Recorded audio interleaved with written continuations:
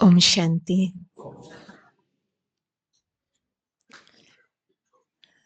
इस वसुंधरा के आंचल के चैतन्य फरिश्ते नेहा बहन का इस बोरीवली फुलवाड़ी में तहे दिल से हार्दिक स्वागत है, स्वागत है, स्वागत है।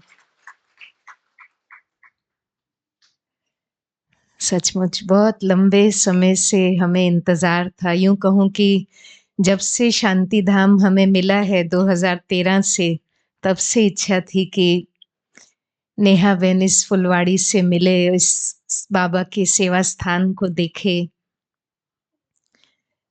और अब तो कहूंगी कि आखिर वो दिन आया आज।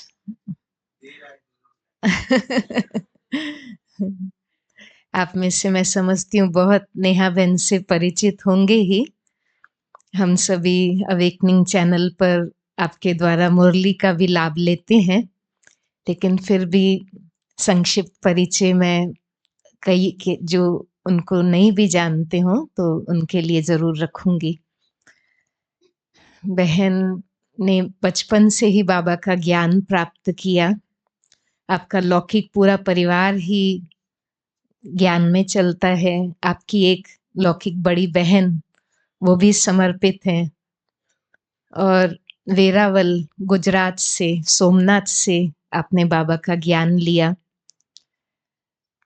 अभी तो पिछले 35 वर्षों से पूर्ण रूप से समर्पित बाबा की सेवाओं में है और गामदेवी में 29 साल से अपनी सेवाएं दे रहे हैं।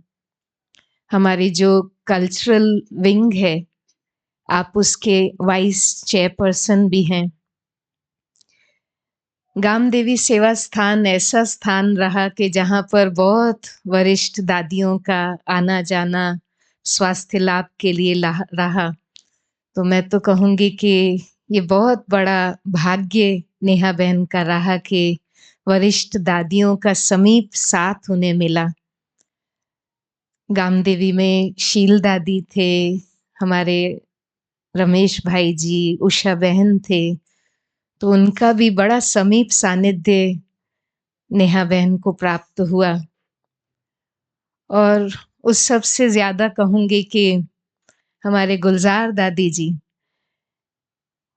जो बाबा ने और ड्रामा ने गामदेवी सेंटर को सिलेक्ट किया कि जहां पर उन्होंने पिछले 3 वर्ष अपने बिताए। हम सब भी तड़फते थे दादी के एक दर्शन के लिए और जी भर भर के उन्होंने, नेहा बहन ने उनसे प्यार भरी पालना ली। तो वो भी अनुभव हम उनके मुखारविंद से सुनेंगे। मेरा भी कुछ नेहा बहन के साथ का इस ड्रामा में पार्ट रहा है। मैं तभी घर में थी, अभी समर्पित नहीं हुई थी, पढ़ाई करती थी। नेहा बहन उन दिनों भुज में सेवाएं देते थे, कच्छ में भुज में सेवाएं देते थे और सेंटर पर रहते थे। मैं पढ़ाई कर रही थी और हम मधुबन में सेवा के लिए आए थे। जैसे लोग बच्चे अपनी नानी दादी के घर छुट्टियां मनाने जाते हैं तो हमारे पेरेंट्स हमको मधुबन सेवा के लिए भेजते थे।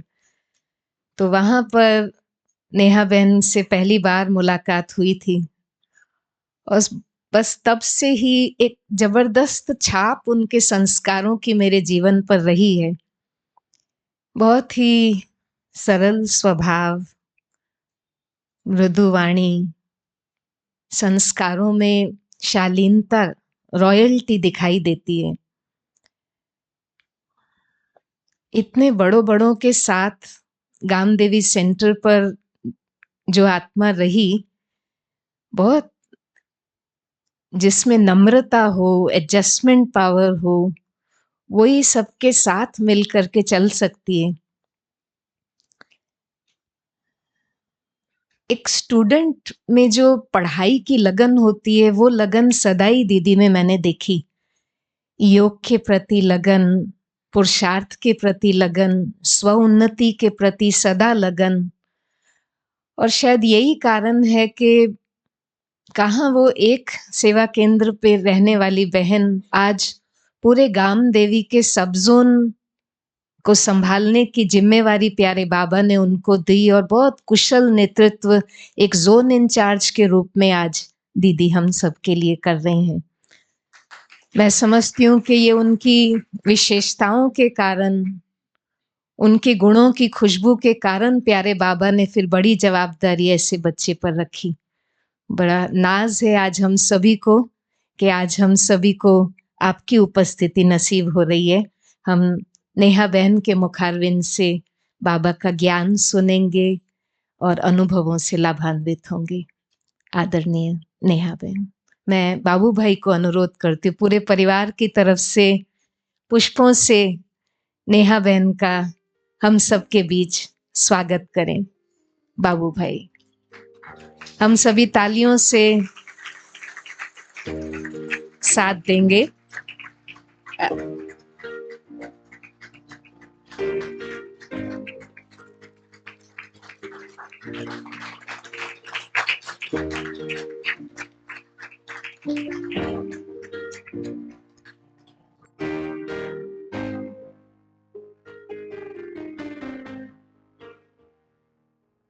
नेहा बहन के साथ अंजू बहन भी हमारे बीच आए हैं। बाबू भाई अंजू बहन को भी इस सभा के बीच सम्मानित करें।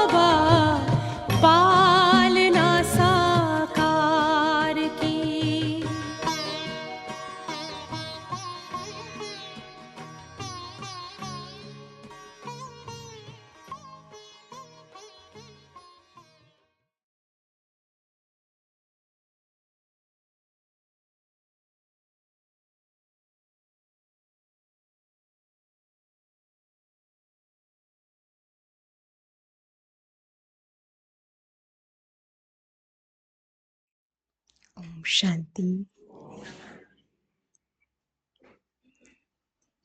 प्यारे बाबा की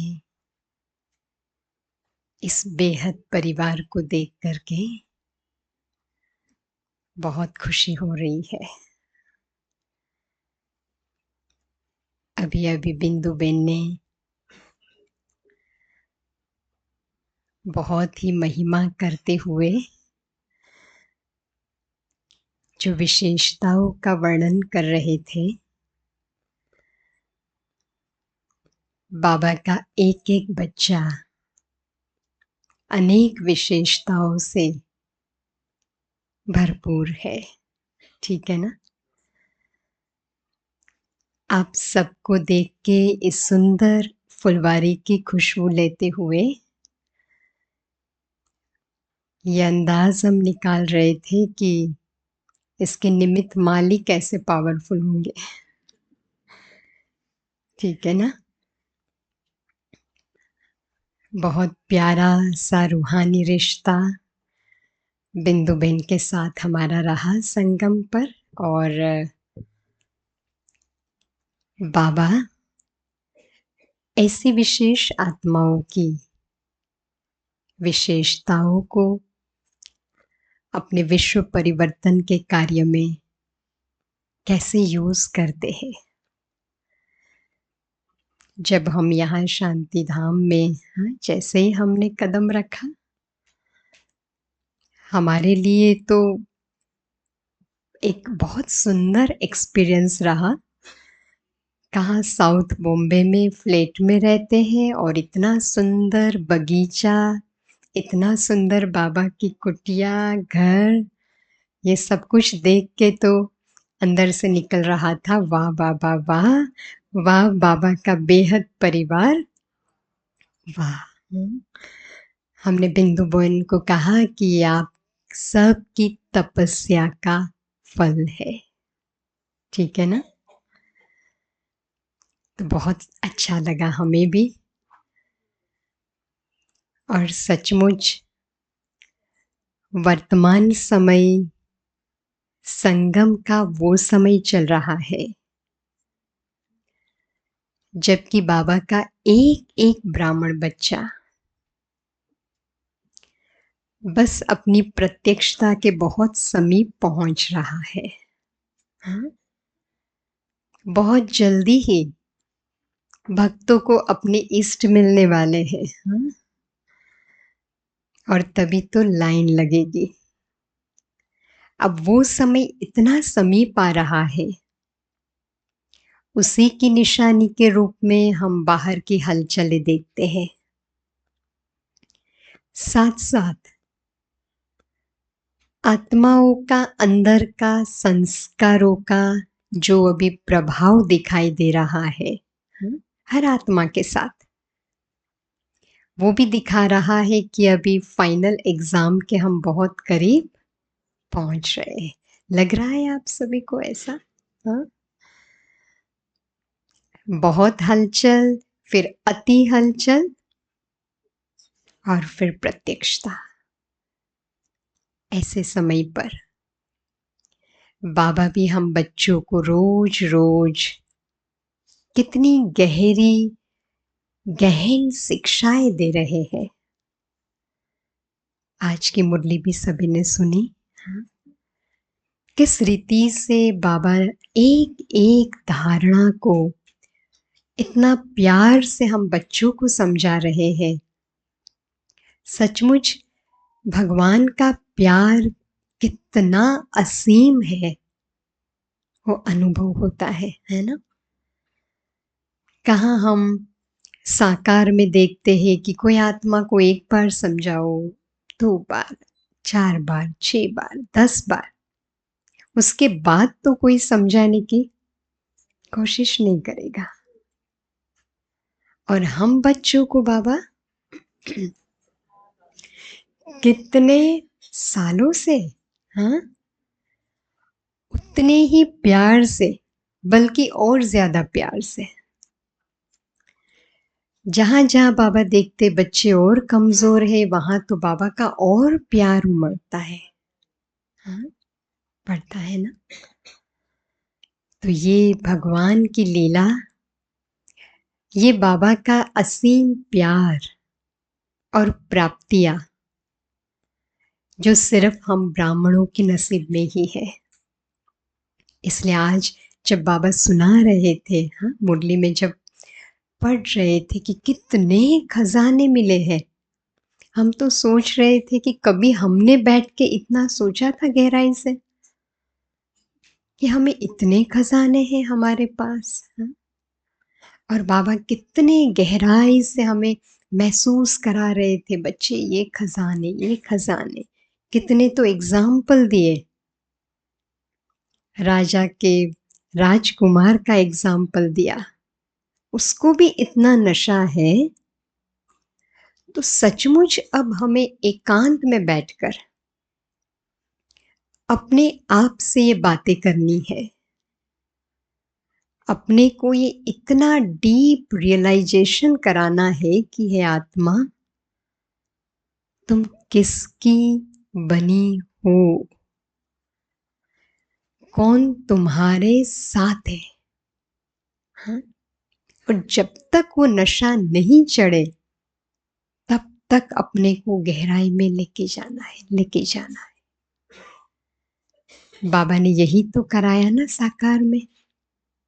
14 साल दादियों को, बच्चों को कितना एकांत में रख के इतना रियलाइज कराया हर बात को। पहला पाठ, आत्मा, श्रेष्ठ आत्मा, महान आत्मा, और वो नशा इतना चढ़ गया कि आज उसी नशे के आधार पर आज पूरा बाबा का बेहद का परिवार चल रहा है ना। दादियों के उन नशों को आज भी हम याद कर करके चल रहे हैं। तो अब वापस वो समय आ गया है, अब विस्तार को समेटना पड़ेगा। नशा तो तभी चढ़ेगा ना, धीरे धीरे बुद्धि को ऐसे समेटना है। हम समेटने जा रहे हैं और माया हमारी बुद्धि को इतना खींच रही है, अपना स्वर्ग बता रही है ना। अभी हमारा स्वर्ग बस स्थापन होने पे आया और माया अपना स्वर्ग दिखाती है, अलग अलग रूपों से हमारे मन और बुद्धि को खींच रही है। बड़ी बड़ी माया को तो हम ब्राह्मण बच्चे बहुत आसानी से जीत लेते हैं, बड़ी बातों को तो विजय भी हो जाते हैं। लेकिन अब माया गलती कराती है, सूक्ष्म गलती, संकल्पों को व्यर्थ चलाना या कहे साधारण कर देना, ये भी माया है। अब तो कहा बाबा हमें कहते, बच्चे एक एक संकल्प श्रेष्ठ संकल्प, एक एक संकल्प। और कहाँ हमारे संकल्प साधारण होते हैं और उसमें भी व्यर्थ में गए, फिर तो बाबा से कनेक्शन टूट जाता है। कई सालों से हम सुनते आए कि बाबा व्यक्त मुरलियों में भी कहते आए कि बच्चे भगवान मिला है, प्राप्तियां भी अथाह है, लेकिन अगर अलबेलेपन में आए तो घाटा भी उतना है ना। तो अब हमें सावधान होने का समय आ गया है। हम कई बार वो दृश्य याद करते हैं, जैसे दुनिया में भी लौकिक में स्कूल में एक टीचर होता है, पूरा साल स्टूडेंट के पीछे कितनी मेहनत करता है, कितना उसे पढ़ाता है, उसे हेल्प करता है। लेकिन जब एग्जाम शुरू होती है, स्टूडेंट सामने है, पेपर का आंसर देते होंगे, टीचर वही सामने खड़ा होगा, लेकिन उसका रूप क्या होगा? अब वो कुछ नहीं बता पाएगा। बस वैसा ही रूप बाबा का बहुत जल्दी ही आने वाला है। इसलिए बाबा कई बार कहते हैं, बच्चे ये बाप को भी अच्छा नहीं लगेगा। और इसलिए कितना प्यार से हम बच्चों को समझाते हैं। और अब तो इस समय तो बाबा के जो मैसेजेस आते हैं, संदेश, मुरलियां आती है, उसमें बस बाबा एक ही महावाक्य कहते, बाप समा।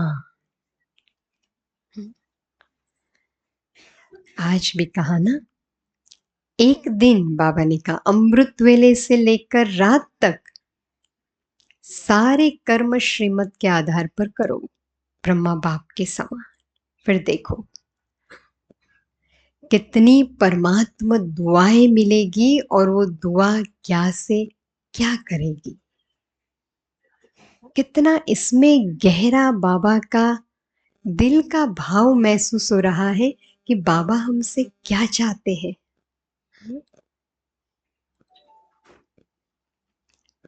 तो इस समय पर अब वो प्रकार की तपस्या हमें करनी पड़ेगी जो आदि में यज्ञ में ब्रह्मा बाप ने बच्चों से करवाई।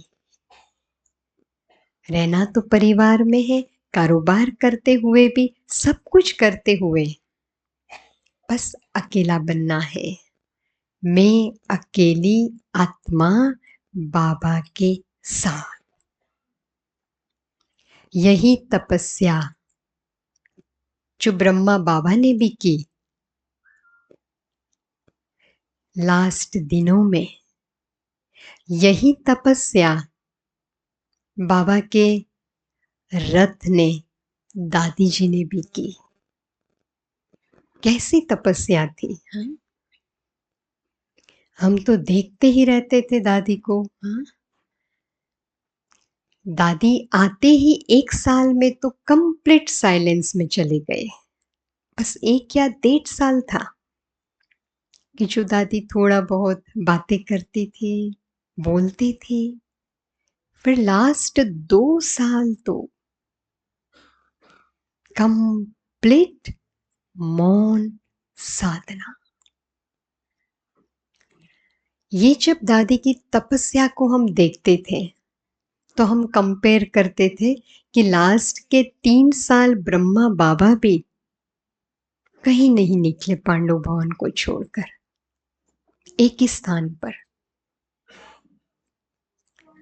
और दादी जी ने भी यही किया।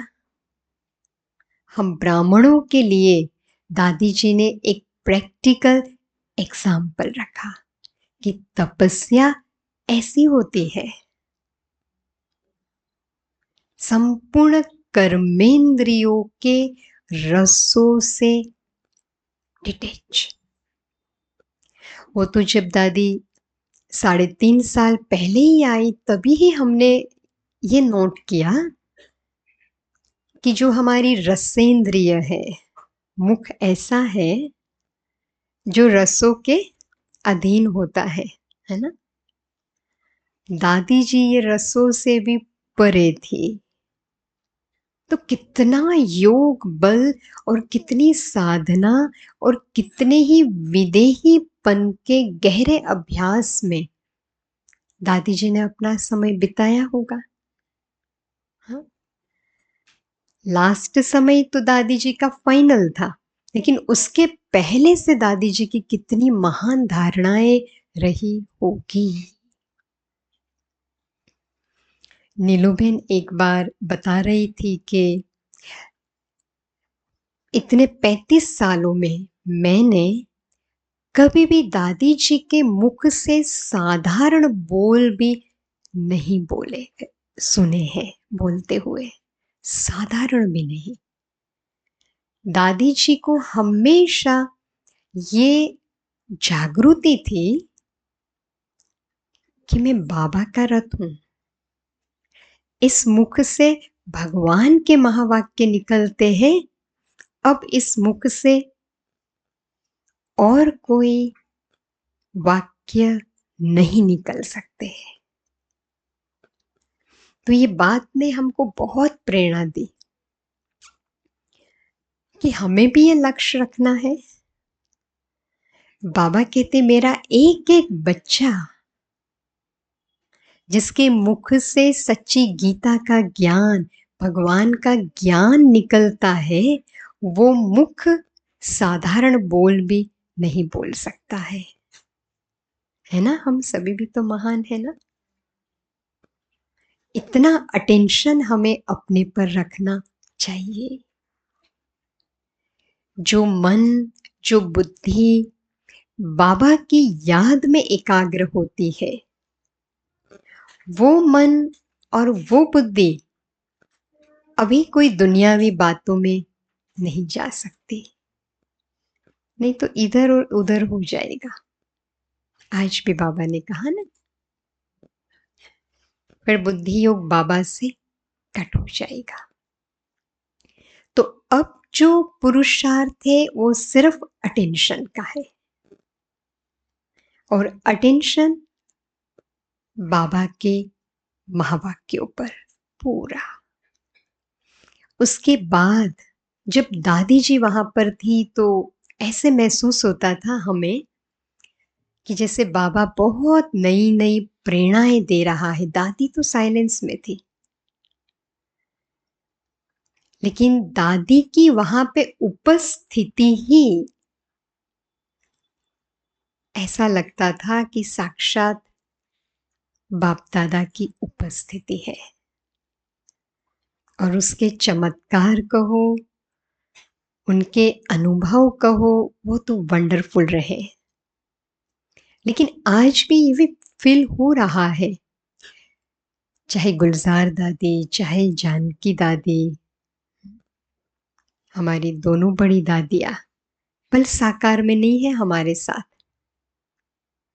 लेकिन साकार में जो साथ निभा रहे थे उनसे कई गुना ज्यादा अभी दादियाँ हम सबके साथ है।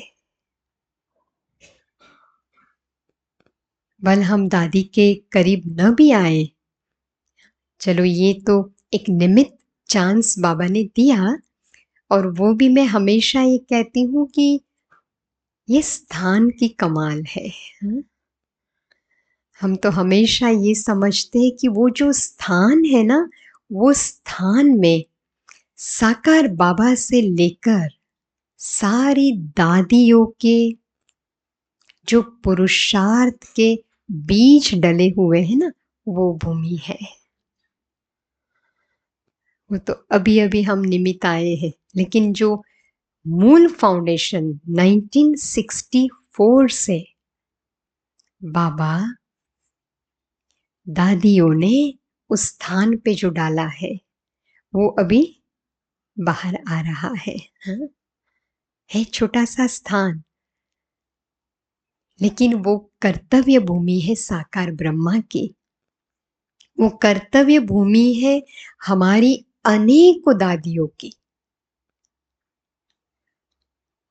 जिसने बाबा के रथ को इधर खींचा। हम भी कभी कभी सोचते ये कैसे संभव हो सकता है। जब दादी थी ना, तभी भी हम बैठ के बातें करते थे, हम नीलू बेन। मैं तो कहती थी कि ये छोटी सी कुटिया बाबा के रथ ने क्यों पसंद की। फिर हम सोचते थे कि इसके पीछे तो बहुत बहुत बहुत गहरे राज है। और फिर एक एक राज जैसे टच होता था कि अच्छा, ये सारे पुरुषार्थ के बल ने बाबा के रथ को यहाँ रखा। और जब किसी आत्मा को तप करना होता है ना, तो उसको एकांत का स्थान चाहिए, है ना? वो एकांत दादी को वहां मिला। वैसे भी छोटा स्थान है तो ज्यादा लोग तो आ भी नहीं सकते ना। आएंगे तो भी थोड़ा मिलके चले जाएंगे। अगर बड़ा स्थान होता तो सभी आते चारों तरफ से, फिर रहते, फिर दादी के पास बार बार जाते। अभी स्थान ही छोटा है, रहने का कुछ है ही नहीं, तो पहले ही रिस्ट्रिक्शन। भाई आओ तो कुछ एक आत्माएं आती थी, और वो भी आओ और फिर मिल करके चले जाओ। तो देखो ये भी एक गहरा राज था। कि दादी को एकांत मिल जाता था। और फिर हमने देखा कि फिर भी थोड़ा-थोड़ा तो चालू ही था। अभी पूरे वर्ल्ड में से कुछ एक लोग आए तो भी कितने हो जाते। तो फिर क्या रथ ने युक्ति की? साइलेंस, बोलना ही नहीं है। अच्छा, फिर भी आते थे दादी ओम शांति, फिर तो दादी ने ओम शांति भी कहना बंद कर दिया। अच्छा चलो दृष्टि लेने जाना है। हाँ, लेकिन उसमें भी हमने देखा धीरे-धीरे दादी जी ने दृष्टि भी बहुत लिमिटेड देती थी। कुछ एक सेकंड्स, फिर आंखें बंद। ये सारी कमाल थी और ये सारी प्रभु लीला थी। और फिर लॉकडाउन, चलो विश्व के लिए तो लॉकडाउन था, लेकिन बाबा के रथ को वो संपन्नता प्राप्त करने का समय था। हमें याद है कि जब लॉकडाउन था तो वैसे भी कोई को एंट्री नहीं, और क्या दादी को तो एकांत मिल गया, कोई आता ही नहीं था, सिर्फ डॉक्टर हफ्ते में 1 दिन आते थे। और वैसे भी दादी को साइलेंस पसंद था। फिर तो सभी के मुख पे मास्क आ गए। और वो 1.5-2 साल में जो दादी ने तप किया है, वो ऐसा तप था कि ऐसे लगता था कि साक्षात बाप दादा है। दादी नुमा शाम को कमरे से बाहर आती थी, दृष्टि देती थी थोड़े थोड़े समय, ज्यादा नहीं, 2-3 बहनें ही हम बैठती थी। लेकिन वो जो थोड़े समय की दृष्टि होती थी, वो तो लगता था कि बाप दादा की दृष्टि है। लेकिन वो दृष्टि नहीं जो हम अव्यक्त बाप दादा की लेते थे। पिछले 8-9 मास से तो ऐसी दृष्टि होती थी, तो मैं नीलूबेन को बार बार कहती थी कि नीलूबेन, ये तो धर्मराज की दृष्टि है, ये बाप के रूप की दृष्टि नहीं है, ऐसी स्ट्रॉन्ग, ऐसी। फिर मैं कहती थी कि ये दृष्टि सब नहीं ले सकते हैं, इतना पावर। लेकिन उसमें महसूस होता था कि ये दृष्टि आत्मा को रियलाइजेशन कराने वाली है। तो उस समय मैं सोचती थी कि अच्छा, अंतिम समय में शायद अभी बाबा का रथ ऐसी दृष्टि देंगे सभी को, हम तो ऐसा ही सोचते थे। लेकिन वो समय तो दादी जी के संपन्नता का समय था।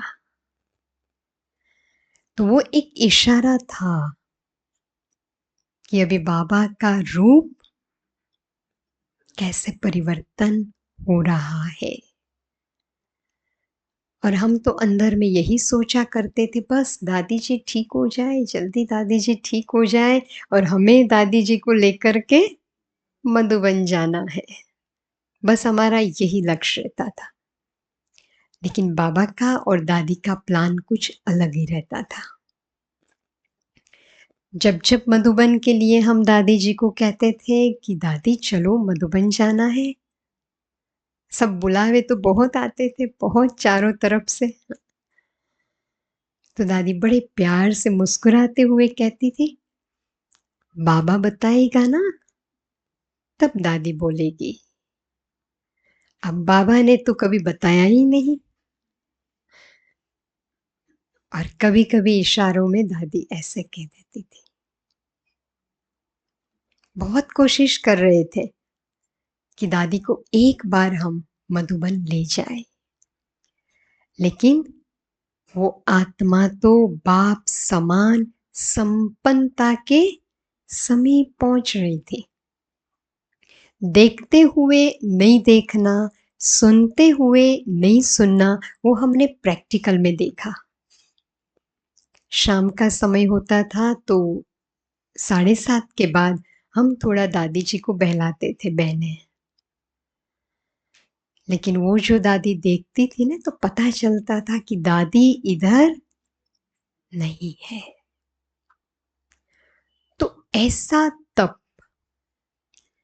जब बाबा के रथ ने किया, ऐसी साधना, तो सोचो हमें कितना करना पड़े, कितना करना चाहिए।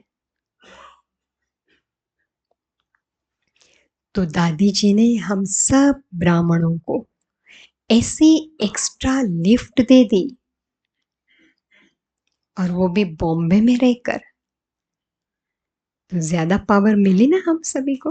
हाँ, वो तो एक स्थान पर निमित्त बाबा का रथ था, लेकिन एनर्जी तो सब जगह।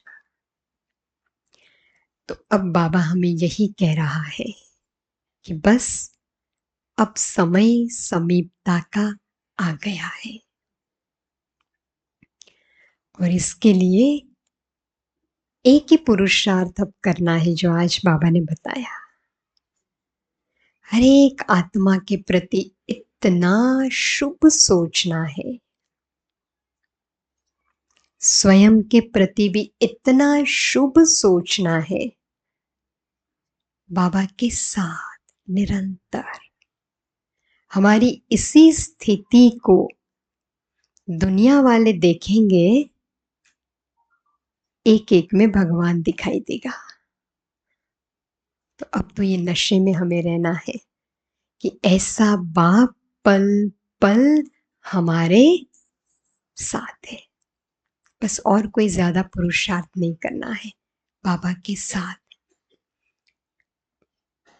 जैसे आज बाबा ने कहा कि बच्चे हर कर्म बाबा की श्रीमत के आधार पर करो, परमात्मा दुआएं मिलेगी, सबसे तेज रॉकेट का काम करेगी। तो इसका एक अभ्यास हम कर सकते हैं। कोई भी बात हमारे सामने आए, कोई परिस्थिति, कोई आत्माएं, हम एक ही बात सोचें कि अगर इस समय ब्रह्मा बाप होते मेरी जगह पर, तो वो क्या करते।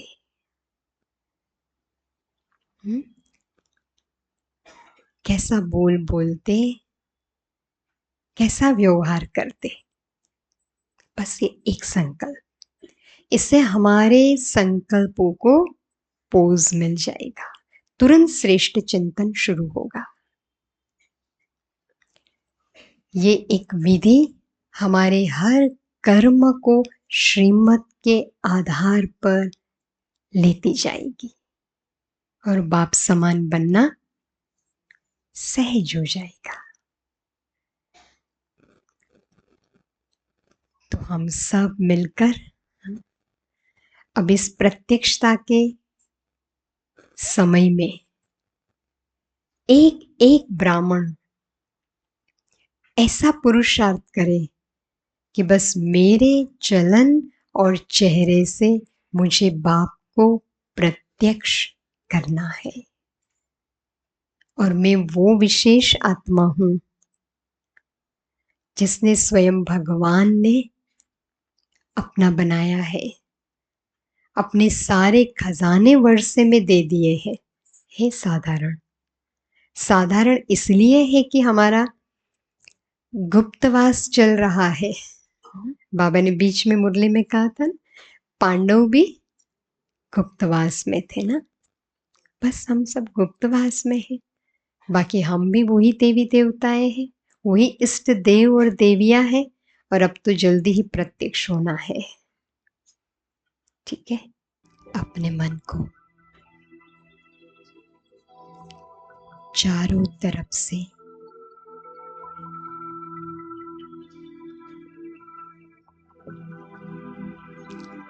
समेट ले।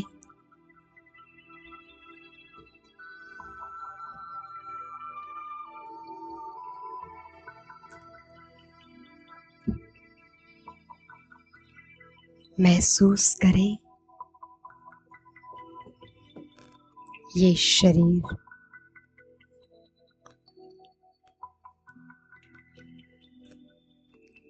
मेरा साधन,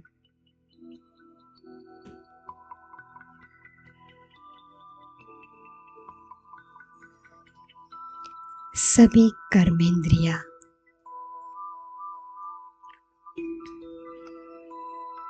मेरी रचना है।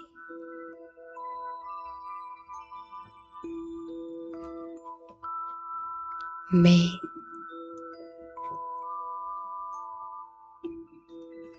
चमकती ज्योति,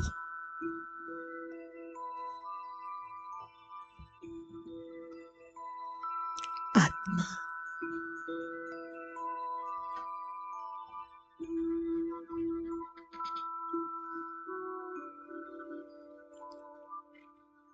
श्रेष्ठ आत्मा हूँ।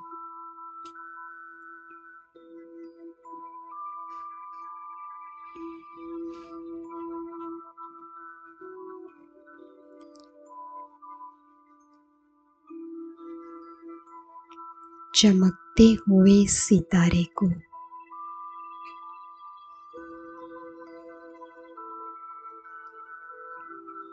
भ्रुकुटी के बीच में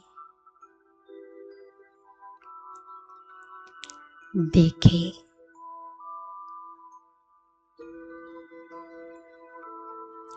अनुभव करें।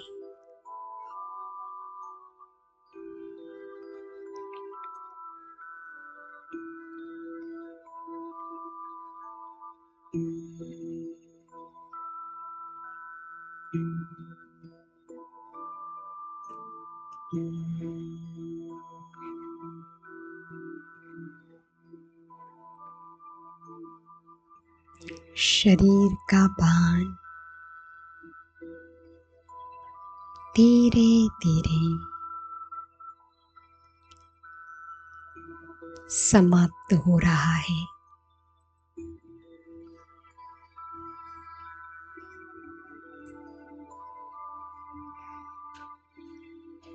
मैं लाइट स्वरूप आत्मा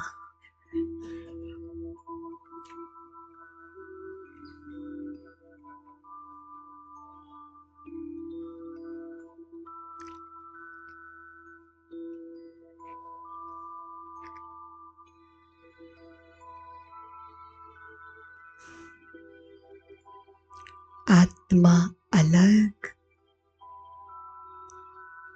देह अलग।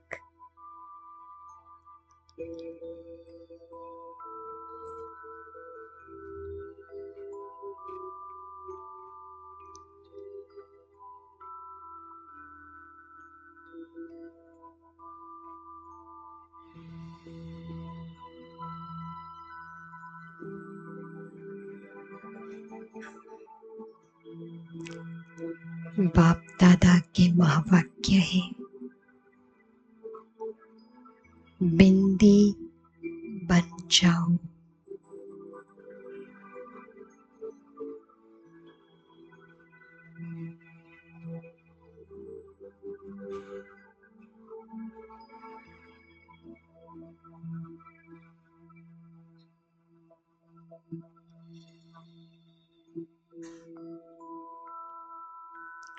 और बिंदी बाप को सामने देखो।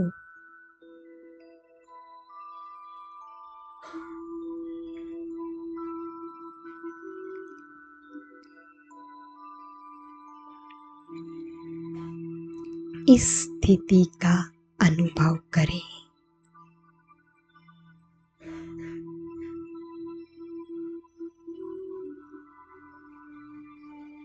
मैं बिंदु आत्मा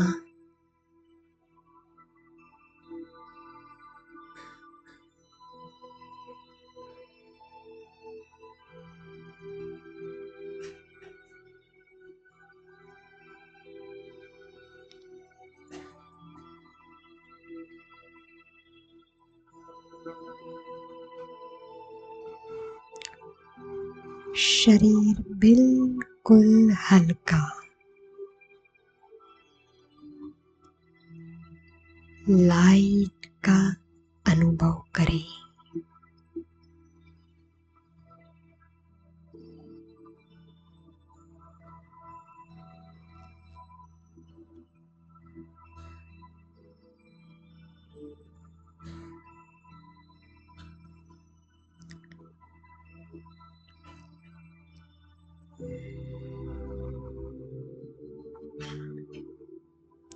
बाप दादा ने कहा है,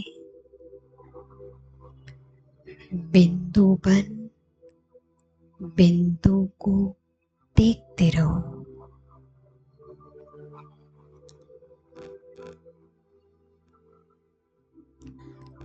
बस इस स्थिति में घंटों बैठ सकते हो।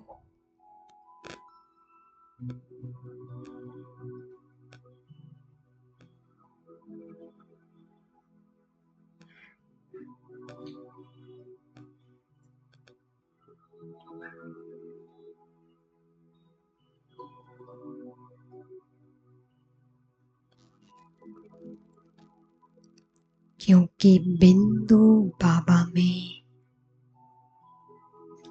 सारे जाड़ का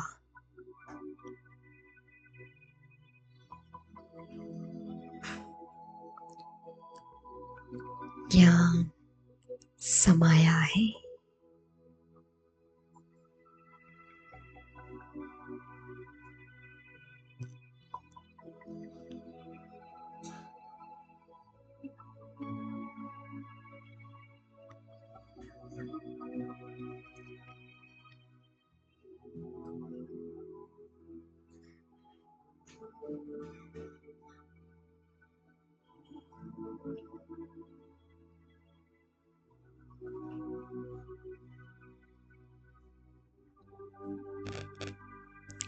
बिंदु बाबा से सर्व शक्तियों की लाइट मुझ आत्मा में समा रही है।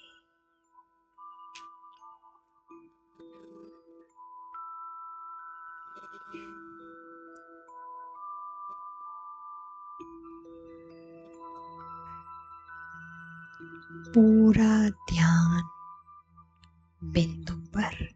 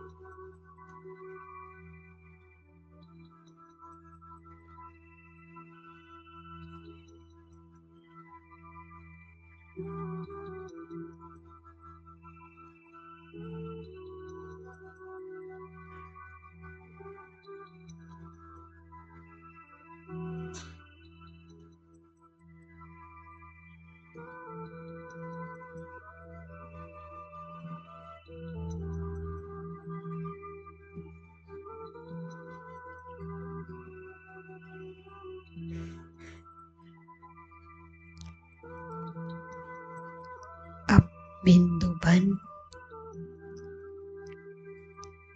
1 सेकंड में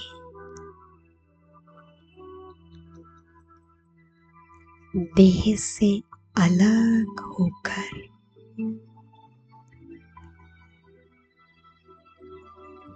उड़ चले अपने घर परम धाम।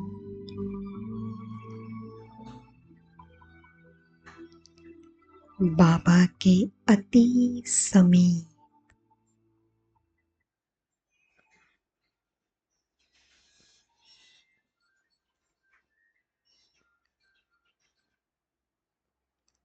अनुभव करें परम धाम की परम शांति का।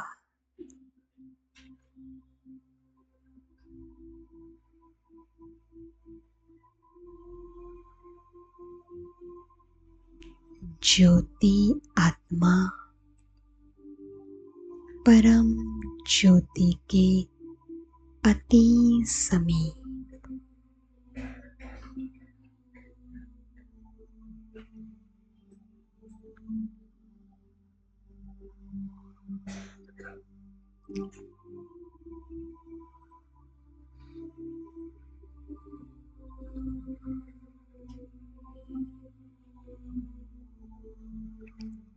शक्तियों के सागर की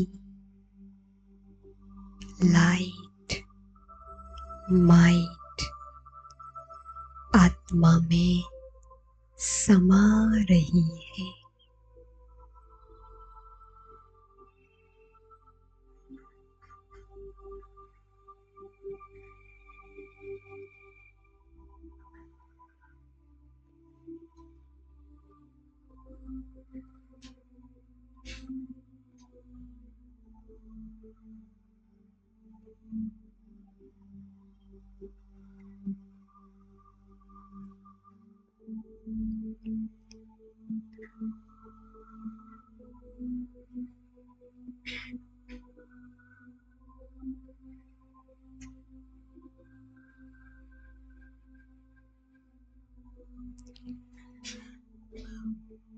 बस मैं और बाबा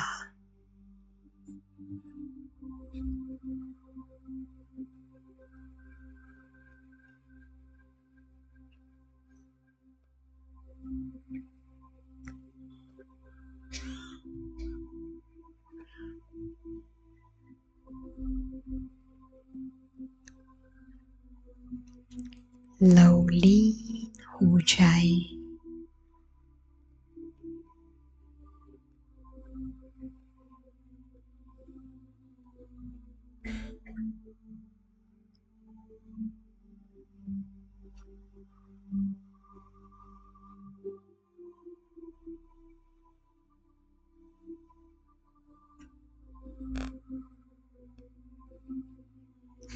परम ज्योति में आत्मा ज्योति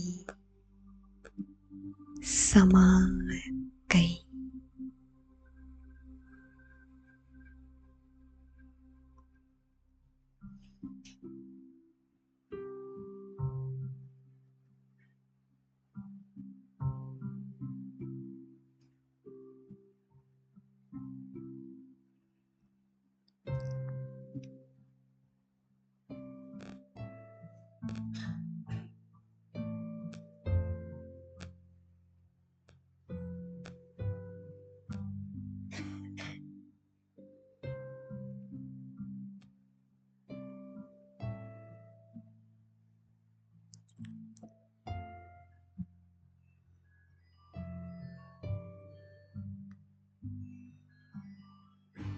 बीज रूप स्थिति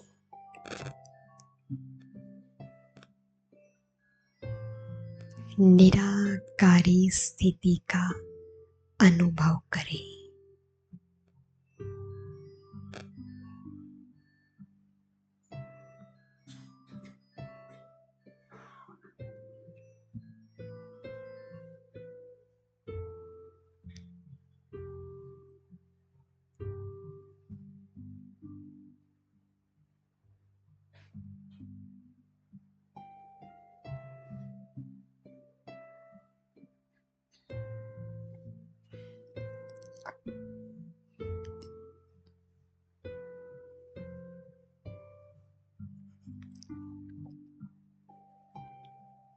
यही बाप समान स्थिति है।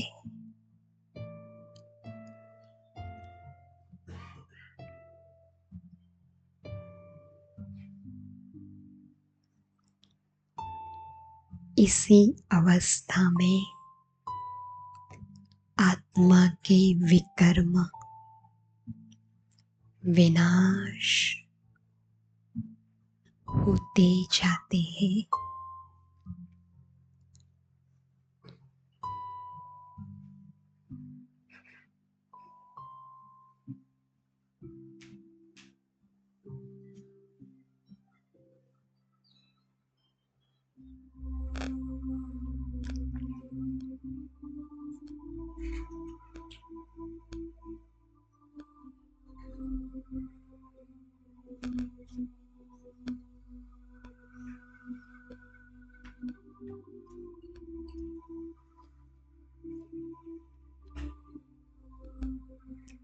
अब मैं आत्मा भरपूर होकर वापिस इस देह में आ गई।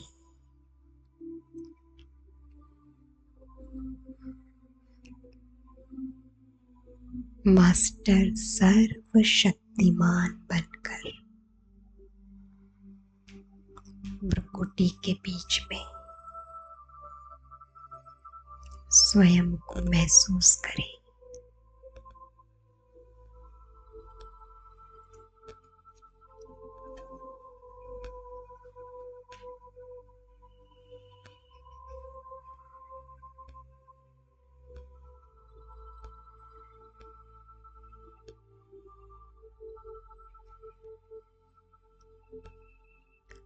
बाबा छत्र छाया बनकर मुझे लाइट और माइट दे रहे हैं।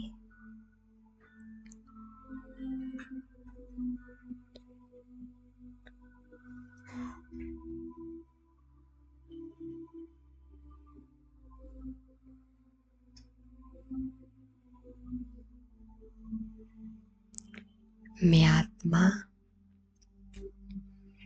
परमात्मा छत्र छाया के नीचे इसी स्थिति में स्थित रहे।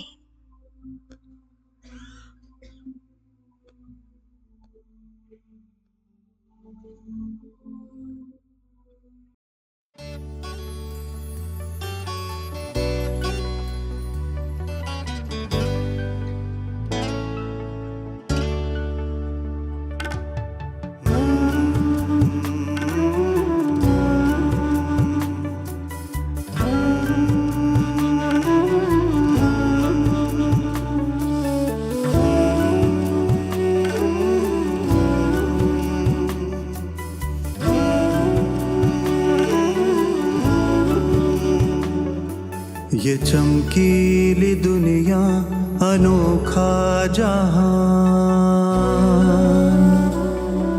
ये चमकीली दुनिया अनोखा जहान है, जादू की नगरी तेरा आसमान।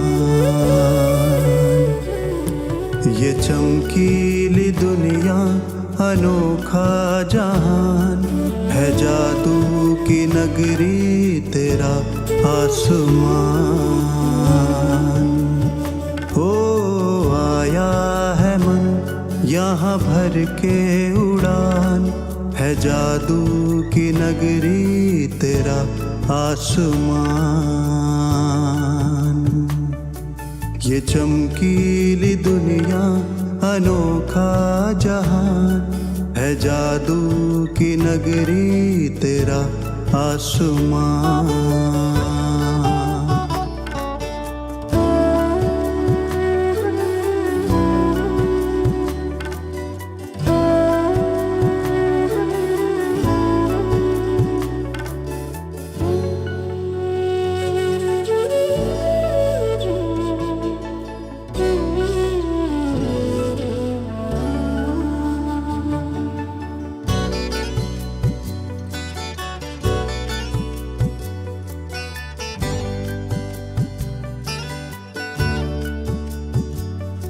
यहाँ संग में तेरे मैं नुक्ताए नूर,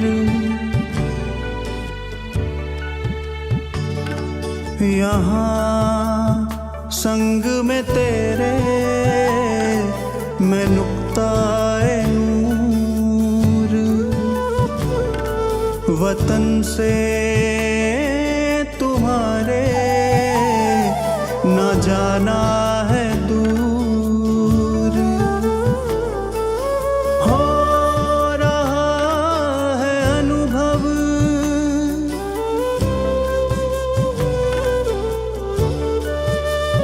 हो रहा है अनुभव। यहाँ सत्य स्वमान, ये चमकीली दुनिया अनोखा जहान है, जादू की नगरी तेरा आसमान। ओ आया है मन यहाँ भर के उड़ान, है जादू की नगरी तेरा आसमान।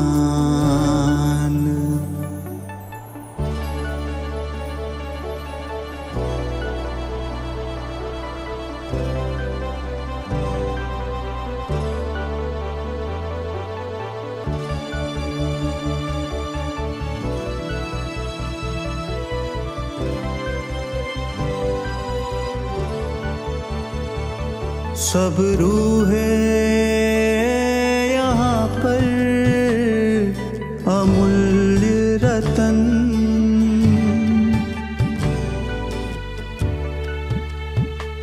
सब रूहें यहाँ पर अमूल्य रतन, निरंतर प्रकाशित ये तेरा वतन। मैं भी हूँ यहाँ पर,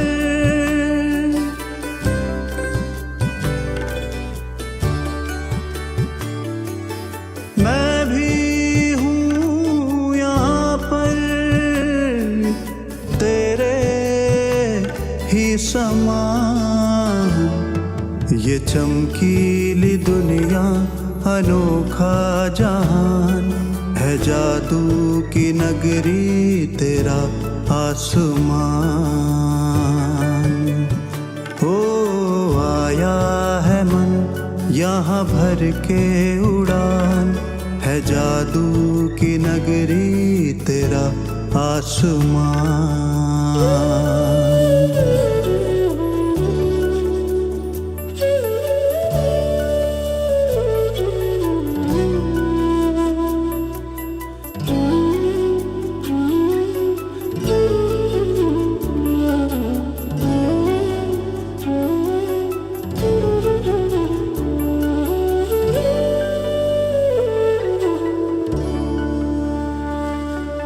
मन का ये मौन यहाँ कितना है प्यारा,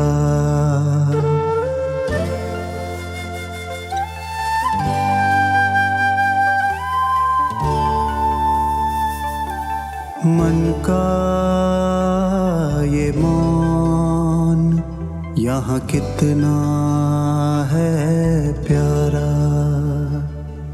साया है मुझ पर यहाँ हरदम तुम्हारा,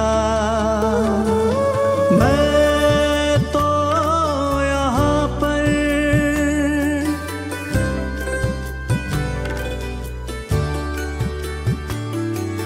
मैं तो यहाँ पर अनंत शक्तिवान।